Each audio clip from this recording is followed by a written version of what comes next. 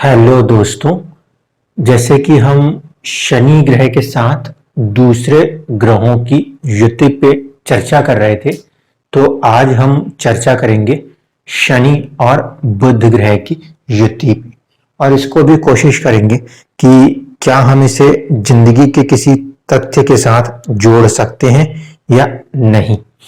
तो आइए देखते हैं कि अगर किसी भी कुंडली में शनि और बुध आपस में एक साथ आ जाएं, इसमें दो ही फॉर्मेशन हो सकती हैं, या तो शनि बुध एक साथ बैठेंगे या फिर आमने सामने बैठेंगे।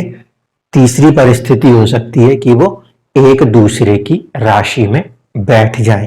ये तीन तरह से ही इसमें कोई भी एक योग बनेगा या युति बनेगी। ठीक है, तो अगर किसी भी कुंडली में शनि और बुध आपको एक साथ दिखे तो वहां पे हमें किन किन बातों को समझना है वो भी देखेंगे, और साथ साथ पहले जिंदगी में ये दो ग्रह किसको दर्शाते हैं इसको समझने की कोशिश करते हैं, फिर अपन आगे चलेंगे। देखिए, जो आपका बुध है, बुध को हमने जोड़ा है हमेशा बुद्धि के साथ, एनालिटिकल एबिलिटी के साथ। अब एनालिटिकल एबिलिटी के साथ जोड़ने का क्या मतलब है? बुध को कहीं ना कहीं चंद्रमा के बाद, बुध को कहीं ना कहीं चंद्रमा के बाद सेकंड फास्ट मूविंग प्लैनेट होने का दर्जा प्राप्त है। फिर से क्लियर कर लीजिए, चंद्रमा के बाद बुध को सेकंड फास्ट मूविंग प्लैनेट होने का दर्जा प्राप्त है। इसलिए बुध जो है वो आपके माइंड के बाद, हम एक चीज करते हैं मन जिसे हम चंद्रमा से जोड़ते हैं, और दूसरा माइंड जिसे हम बुध के साथ जोड़ते हैं। तो चंद्रमा आपकी कुंडली में माइंड के बाद आपके पूरे के पूरे नर्वस सिस्टम को कहीं ना कहीं कंट्रोल करता है। ये बहुत ही इंपॉर्टेंट स्टेटमेंट है regarding the conjunction of mercury with any planet. आपकी कुंडली में चंद्रमा जिस तरह आपके मन का कारक है, उसी तरीके से बुध आपकी कुंडली में एक तो बुद्धि, ब्रेन, दिमाग का कारक है, और नर्वस सिस्टम का भी कारक है। इसलिए इस ग्रह की बहुत ही ज्यादा इंपॉर्टेंस होती है कुंडली में। अगर बुध और चंद्रमा दोनों के दोनों पाप पीड़ित हो जाए, या किसी भी कुंडली में बहुत ही ज्यादा व्याकुल स्थिति में आ जाए, तो ऐसी सिचुएशंस में इंसान को कहीं ना कहीं मेंटल इश्यूज क्रिएट हो सकते हैं। इसलिए बुध बहुत ही इंपॉर्टेंट प्लैनेट होता है। वो एनालिटिकल एबिलिटी यानी कि आपकी बुद्धि को दर्शाता है। रियल लाइफ के अंदर जब हम बुध को जोड़ते हैं तो इसको हम जोड़ते हैं किसके साथ? पॉजिटिवली जोड़ते हैं इसको हम कन्या राशि के साथ। कन्या राशि मतलब विर्गो, यानी कि जो एक विर्गो की साइन किस चीज को रिप्रेजेंट करती है? कन्या को रिप्रेजेंट करती है। तो कहीं ना कहीं बुध का जो फॉर्मेशन है वो इस तरीके से समझिए कि किसी भी छोटी सी बच्ची, बहुत ज्यादा बड़े पे जाने की जरूरत नहीं है क्योंकि हम इसको युवराज मानते, तो जो छोटी बच्चे या बच्चियां होती हैं उनके बिहेवियर को कहीं ना कहीं हम बुध के साथ जोड़ के देख सकते हैं। छोटे जो बच्चे बच्चियां होते हैं उनको हम बुध के साथ जोड़ के देख सकते हैं। जब भी शुक्र या बुध के उपाय आए हैं तब हमने बेसिकली इसी जगह पे फॉर्मेशन की है कि बच्चों से बातचीत कीजिए या फिर बच्चों से कहीं ना कहीं इंटरेक्ट कीजिए, बच्चों को कुछ दान दीजिए। जब भी बुध को श्रापित पाया है तो मैंने कुछ इस तरीके की बातें लोगों को बोली हैं। देखिए, बुध जो है वो बुद्धि को रिप्रेजेंट कर रहा है, लेकिन जब जब आपकी उम्र बढ़ती जाती है वैसे वैसे आपकी अपनी बुद्धि के जो दायरे हैं उसे आप समेटते जाते हो। जब एक छोटे से बच्चे से कोई बात की जाती है तो वो बहुत ही ज्यादा इमेजिनेटिव होता है, और यही खासियत है हमारे बुद्ध के पास। आपका ब्रेन बहुत ही ज्यादा चीजों को कवर अप कर सकता है, लेकिन जैसे जैसे हम अपने उम्र के साथ बढ़ते जाते हैं वैसे वैसे हम अपने ज्ञान के द्वारा अपने बुद्धि को कहीं ना कहीं एक सराउंडिंग्स के अंदर कंट्रोल करने लगते हैं। तो बुद्ध का जो फॉर्मेशन है या उसको समझना है तो उसको छोटे बच्चों के तहत ही समझा जा सकता है। शनि के ऊपर भी आते हैं। शनि जो है वो किस तरह का प्लेनेट है? शनि प्लेनेट है हार्ड वर्किंग का। शनि बेसिकली क्या रिप्रेजेंट करता है? एक तो ये दुख को दर्शाता है, दूसरा डिलेज को दर्शाता है, तीसरा बहुत ही ज्यादा हार्ड एफर्ट्स को दर्शाता है। तो शनि कहीं ना कहीं अपने आप में एक प्रैक्टिकल रियलिटी को दर्शाता है, क्योंकि दुनिया में जब भी कोई बड़ी चीजें बनती हैं तो उसको बनने में वक्त लगता है, कड़ी मेहनत लगती है, कहीं ना कहीं बहुत ही ज्यादा अमाउंट का एक परिश्रम लगता है।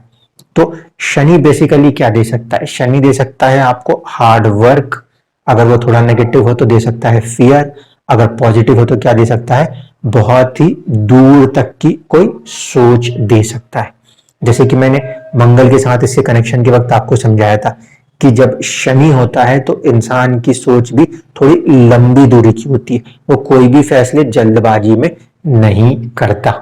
ठीक है, तो बस ये दो इंपॉर्टेंट चीजें हैं, फैसले जल्दबाजी में नहीं करता, और दूसरा कि बुद्ध जो है वो एक छोटे बच्चे जैसा है, चंचल है।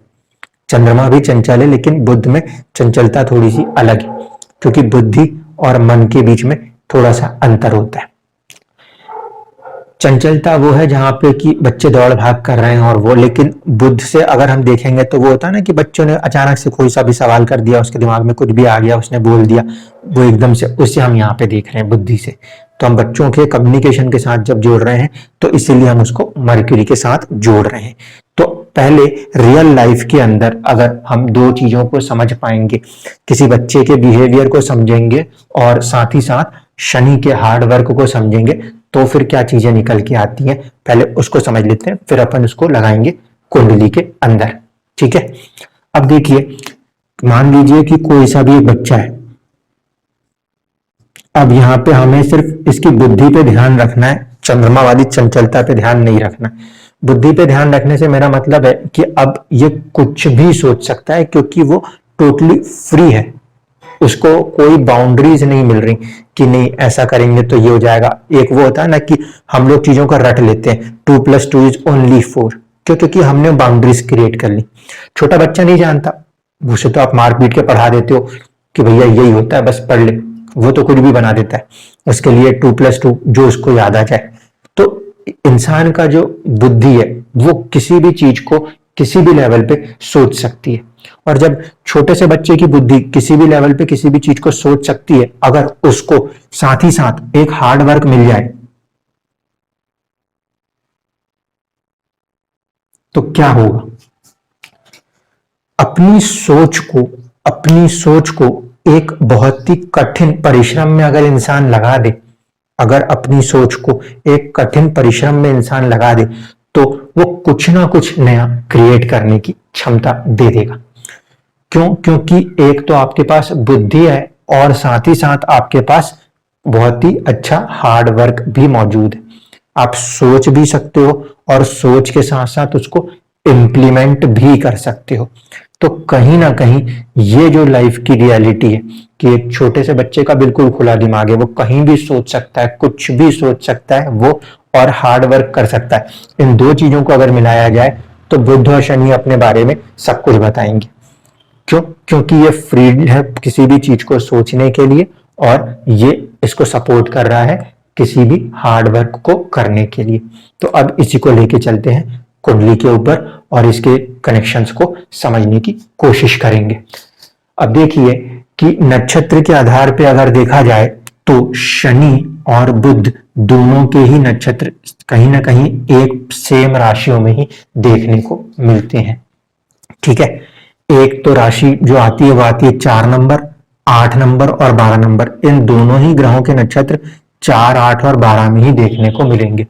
इसका मतलब किसी भी राशि की शरीर और उसकी नक्षत्र आत्मा का तो कोई कॉम्बिनेशन यहां नहीं देखने को मिलता, लेकिन इसका साथ आ जाना कहीं ना कहीं थोड़ा सा हमारे लिए इंपॉर्टेंट है। क्यों? क्योंकि मैंने आपसे कहा ना कि जब कभी भी हम मेंटल इश्यूज को देखने जाएंगे तो चौथा घर हैप्पीनेस है और ये ब्रेन है, तो इसकी भी इंपॉर्टेंस आती है। क्यों? शनि और बुध दोनों ही आपके मेंटल हैप्पीनेस को रूल करते हैं।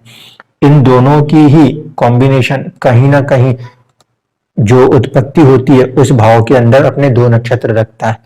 इन दोनों का ही कॉम्बिनेशन जो आपका 12वां भाव है, आपका खर्चा है, इसके ऊपर भी कहीं ना कहीं अपना इम्पैक्ट रखता है।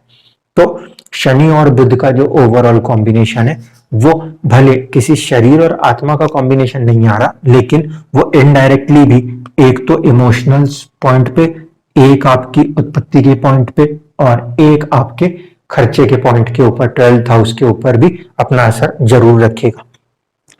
साथ ही साथ अगर हम यहां से देखें तो बुध के पास आता है 3रा भाव। ये अगर हम काल पुरुष की कुंडली बना दें तो बुध की राशि आती है 3rd हाउस में, जो होता है पराक्रम और संचार का, कम्युनिकेशन का। 6 नंबर में आती है इसकी एक राशि जो कि नेगेटिव राशि, पॉजिटिव राशि होती है, मतलब इसकी मूल त्रिकोण राशि और यहाँ पे उच्च का भी होता है, लेकिन ये क्योंकि 6ठे भाव में आएगा तो घर नेगेटिव है, राशि पॉजिटिव है, तो यहाँ पे होता है रोग, रिपु और कहीं ना कहीं कर्ज। तो इसके अंदर 6ठे भाव के अंदर बुध को ये चीज दी गई है, पहले तो इसको समझना होगा। और इसके साथ साथ कर्म और लाभ वाला तो हम समझते ही चले कि शनि के साथ ही कर्म जुड़ा है और कर्म आएगा तो लाभ आएगा, ये दोनों जुड़े हुए हैं। लेकिन बुध के साथ पराक्रम और रोग, कर्ज, रिपु ये दोनों चीजें जुड़ी हुई हैं, इसको थोड़ा सा समझना। जब एक छोटा सा बच्चा चलता है, वो चलता है तो चलते चलते कई बार गिरता है क्योंकि वो शुरुआत कर रहा होता है, तो कहीं ना कहीं उसके अंदर जब वो उठ के चलने की कोशिश करता है तो ये जो राशि है 3 नंबर की, ये बहुत ही फास्ट मूविंग राशि मैंने आपको बताया था। इस राशि के प्रभाव या अपने पराक्रम के प्रभाव को बुध यहीं से लेता है, क्योंकि इंसान के अंदर उसका एक्चुअल पराक्रम ये नहीं है कि जाके लड़ लो, लड़ने के पहले भी हमें बुद्धि चाहिए, चलने के पहले भी इंसान को बुद्धि चाहिए। आप कई बार देखेंगे जिनका ब्रेन डेड हो वो चल फिर भी नहीं सकते, इसीलिए कहीं ना कहीं बुध जो है वो एक तौर पे पराक्रम का स्वामी होता है। और बच्चे में ये डर नहीं होता कि मैं गिर जाऊंगा, इसीलिए तो वो बचपने में उड़ जाता है, वरना तो आपके किसी एज के बाद एक्सीडेंट हो जाए तो थोड़ा सा हम अपने अंदर फियर क्रिएट कर लेते हैं, लेकिन बच्चे में ये डर कभी नहीं होता, वो दौड़ते हैं, गिरते हैं, उठते हैं, चलते हैं, ये बुध की खासियत है। बच्चा कहीं भी मुंह खोल के कुछ भी बोल देगा, उसको कोई भी किसी बात का कुछ सोचना नहीं होता, वो उसकी संचार की कला है, क्योंकि वो कम्युनिकेशन में फ्री होता है, उसको कोई फर्क नहीं पड़ता, वो बिल्कुल कुछ भी बोल सकता है, जो उसके मन में आया सच्ची बात होती है वो बोल जाता है। तो कहीं ना कहीं बच्चों के साथ संचार, कम्युनिकेशन और पराक्रम बिल्कुल आपको देखने को मिलेगा। इसी तरीके से बच्चों के साथ हमने फिर रोग, रिपु और कर्ज की बात क्यों क्यों जोड़ा, तो यहाँ पे जब आएंगे 6 नंबर, 6 नंबर बेसिकली किस बात को दर्शाता है? 6 नंबर दर्शाता है सर्विस को। सर्विस का मतलब क्या हुआ कि किसी के लिए भी वो सेवा कर सकने के लिए। तो बुध यानी कि अगर छोटे बच्चे के साथ देखें तो उसके साथ आप हमेशा देखते हो ना कि उसे प्रोटेक्टिव रखना पड़ता है। मौसम बदलते हैं तो हम प्रोटेक्टिव रखते हैं कि बहुत जल्दी कहीं बीमार तो नहीं हो जाएगा, कहीं उसको दौड़ेगा भागेगा तो चोट लगने का, एक्सीडेंट होने का, वो इसी में आता है। जब बच्चे को राइज करना होता है, उसको ग्रोथ करनी होती है, तो फिर कहीं ना कहीं उसकी एजुकेशन के ऊपर या उसके दूसरे खर्चों के ऊपर भी कभी कभी कुछ ना कुछ एक्स्ट्रा खर्चे आते रहते हैं। तो ये जो चीजें हैं रोग, रिपु और कर्ज, ये यहीं से अपने जोड़ा है, क्योंकि हर संतान के ऊपर जो खर्चा है वो संतान के लिए तो कर्ज है ना, जो वो बाद में लौटाता है। तो 6th हाउस रोग, रिपु और कर्ज की जो बात होती है, बच्चों में आप देखोगे कि भाई छोटे छोटे बच्चे हैं, ये मेरा है वो मेरा है, हो गई थोड़ी सी लड़ाई, तो इसलिए 6th हाउस की जो नेचुरल क्वालिटीज है वो भी बच्चों के अंदर देखने को मिलती है।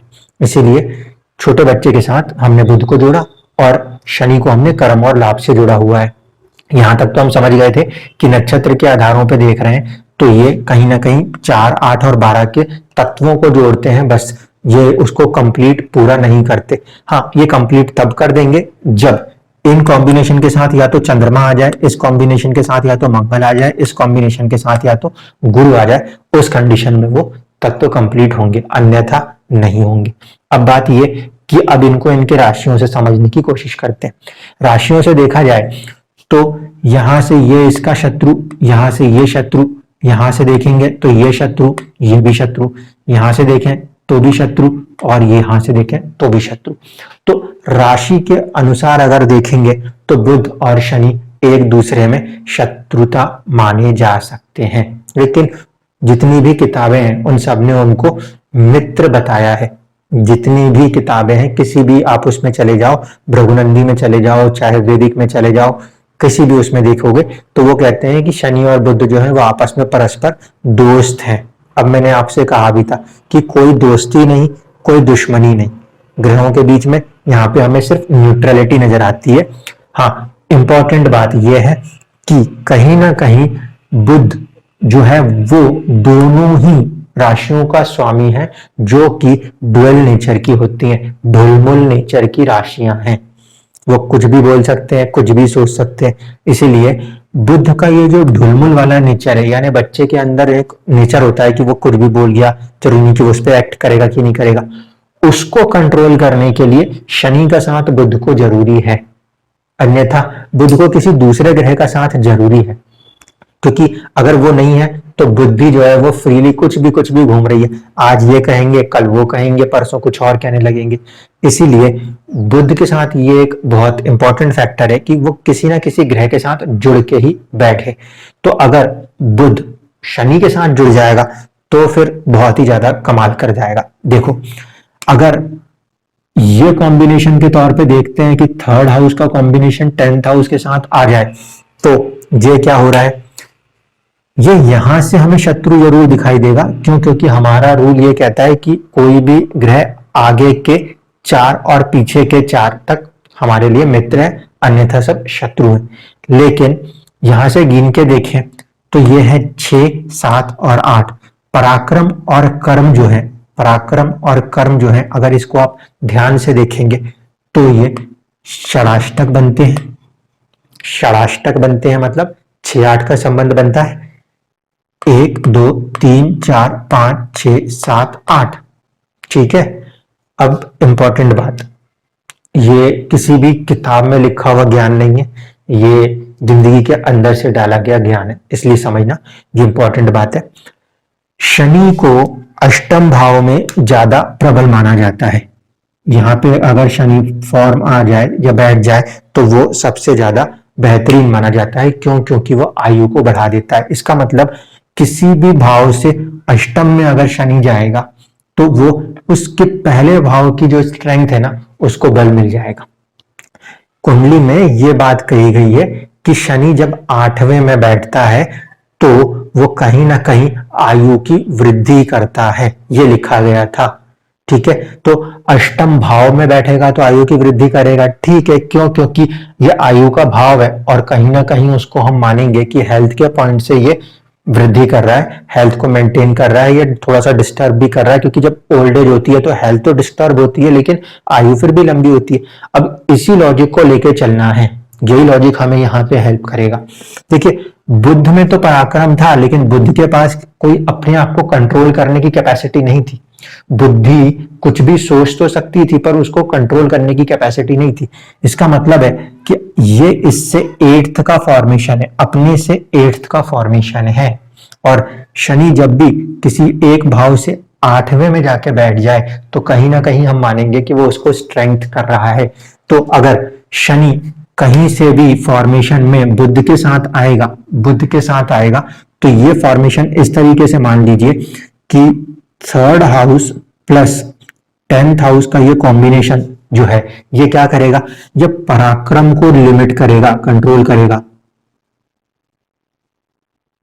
बेवजह का पराक्रम ना दिखाओ, ये इस बात को कंट्रोल करेगा। क्यों? क्योंकि शनि क्या है, Shani is a restrictions. Shani अगर रिस्ट्रिक्शन है तो इस कंडीशन में ये कॉम्बिनेशन ये कॉम्बिनेशन जो है ये किस चीज को कर रहा है, ये बुद्धि को रिस्ट्रिक्ट कर रहा है कि गलत डायरेक्शन में बेवजह में कुछ नहीं सोचना है। हाँ, इसमें ये इंपॉर्टेंट होता है कि जिन लग्नों में बुध पॉजिटिव्स होते हैं, 2 नंबर का लगन हो गया, 3 नंबर का लगन हो गया, इसी तरीके से 6 नंबर का लगन हो गया, 7 नंबर के लगन हो गए, या 10 नंबर 11 नंबर के लगन हो गए, ऐसे में उस जगह पे ये कॉम्बिनेशन बहुत अच्छा काम करेगा।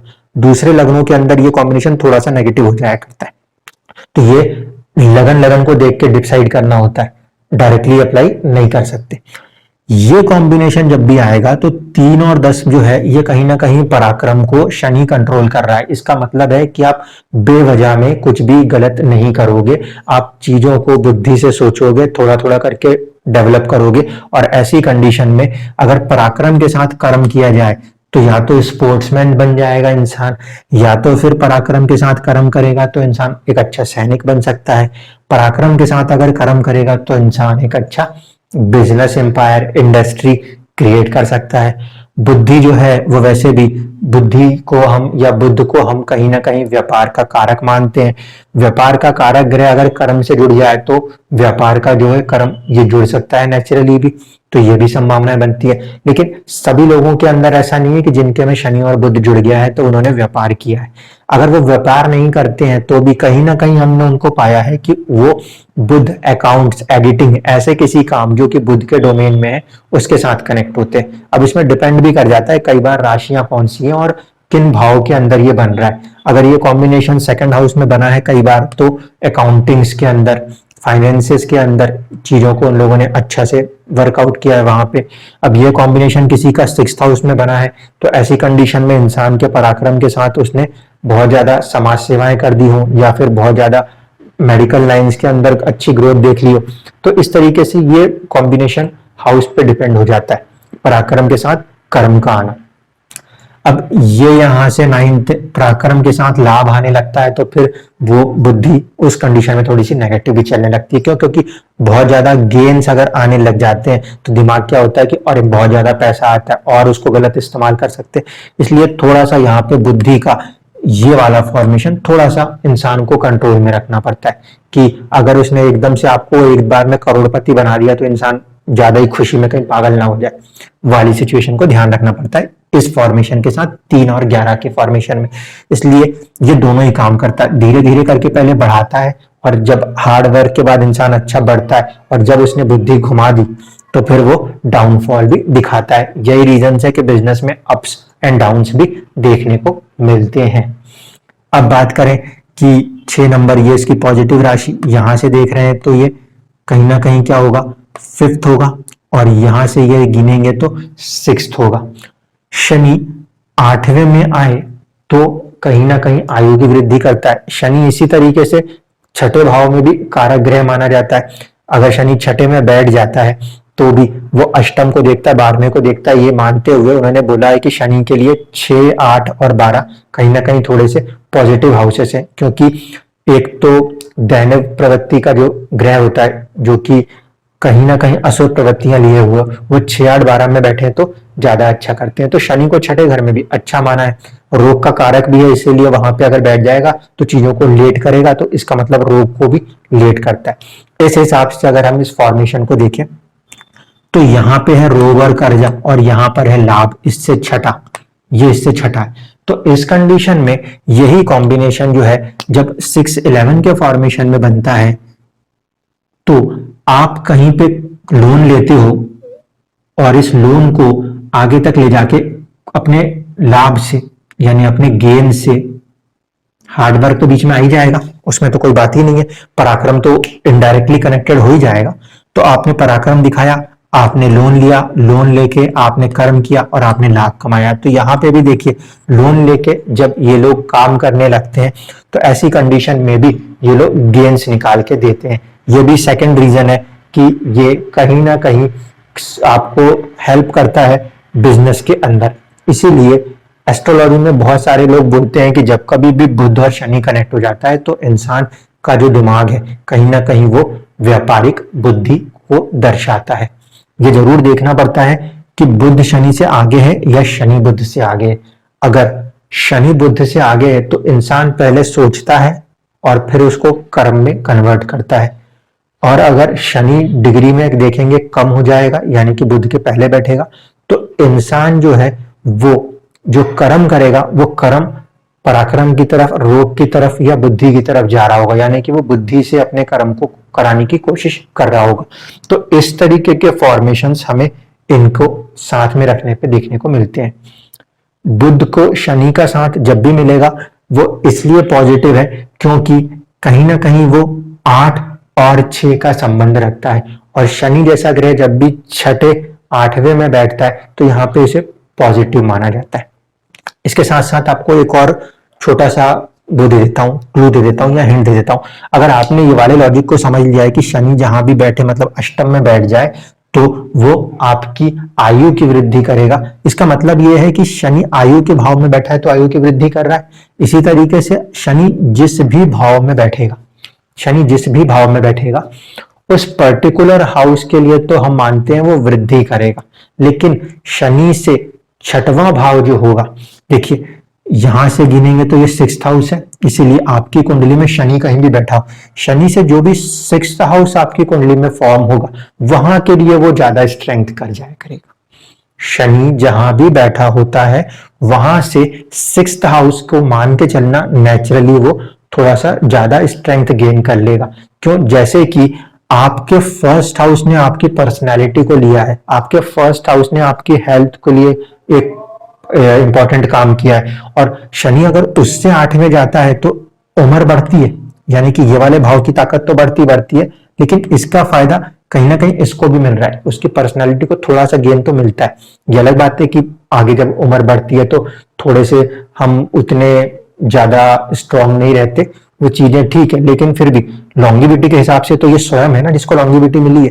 तो शनि आपकी कुंडली में जिस भी भाव में बैठ जाए वहां से गिन के देखिए, वहां से जो छठवां होगा, क्योंकि जहां पे भी हम उसे गिनेंगे 6th पे रुकेंगे, उस पर्टिकुलर हाउस से शनि 8वां होगा। इस हिसाब से आपकी कुंडली में शनि जहां भी बैठा है वहां से जो 6th है उसको कहीं ना कहीं एक नेचुरल गेन और स्ट्रेंथ मिलेगी ही मिलेगी। फर्स्ट में आ गया तो आपके स्टेटस में हो सकती है, आपकी हेल्थ में हो सकती है। फर्स्ट में ना आके मान लीजिए कहीं जैसे 8वें में बैठा है तो फर्स्ट को स्ट्रेंथ दे रहा है, 9वें में अगर बैठ जाए मान लीजिए यही, तो 9वें से आप कहाँ देखेंगे, 9वें से छठा कौन सा होगा, कहीं ना कहीं ये वाला भाव होगा, यहां से देखेंगे तो ये वाला होगा। इस तरीके से आपको वो देखना है कि जहां भी वो बैठता है उस शनि से जो 6th हाउस होगा, शनि से जो भी 6th हाउस होगा कहीं ना कहीं उसको थोड़ा सा बल जरूर मिलेगा।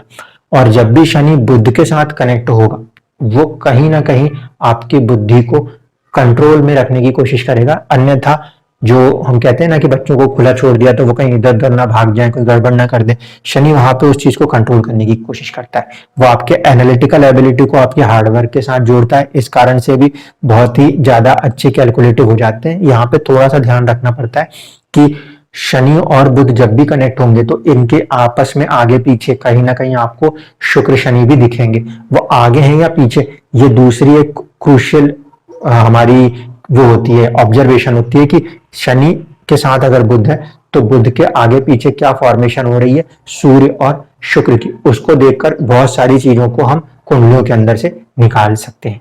धन्यवाद।